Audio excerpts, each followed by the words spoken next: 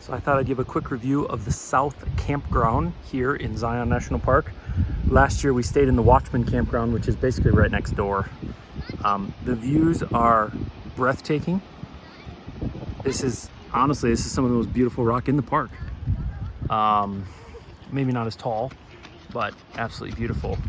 The campgrounds themselves are like this, very thistly. This stuff will get in everything. I found these like a year later, all in my stuff. It's real prickly. The campsites and campgrounds are not that nice. They're not that big, and there's lots of people walking by. There's, I don't know if this is the Virgin River from the Narrows. It might be, but the river basically runs right through the campground. You can't, actually I think it is the Virgin River. You can't play in it.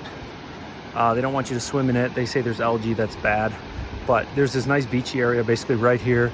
The visitor center is just over there, and Springdale is just 2 minutes away. This is a very popular national park, and with that popularity and a gateway town right next to it, Springdale, it's touristy and expensive. So as an example, I bought a 10-pound bag of ice today. It was $5, whereas at a quick trip it costs $1. So things are expensive. People here, like the merchants, we were in a shop today, and there was 10 signs that said, if you break it, you buy it. If your kids break it, you buy it. You're on camera. We prosecute thieves. So it's not a real homey sort of gateway town. It's a town that has dealt with a lot of tourists, and probably rude tourists.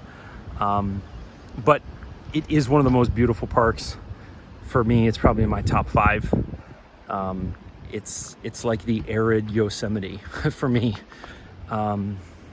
So yeah, and the Watchman Campground we stayed in last time, it's almost exactly like this. They could have just made one big campground basically. They're right next to each other here on the south side of the park, right next to Springdale. The views are breathtaking. You can have fires, but again, it's not a very picturesque campground or campsite, but the cliffs, the rock, all surrounding it is absolutely breathtaking. So yeah, hope that helps somebody with a bit of an overview of what to expect. Like I said, pretty touristy, and the culture from the merchants and things like that, and the prices go along with it, but it is a great park, and I hope you enjoy your visit.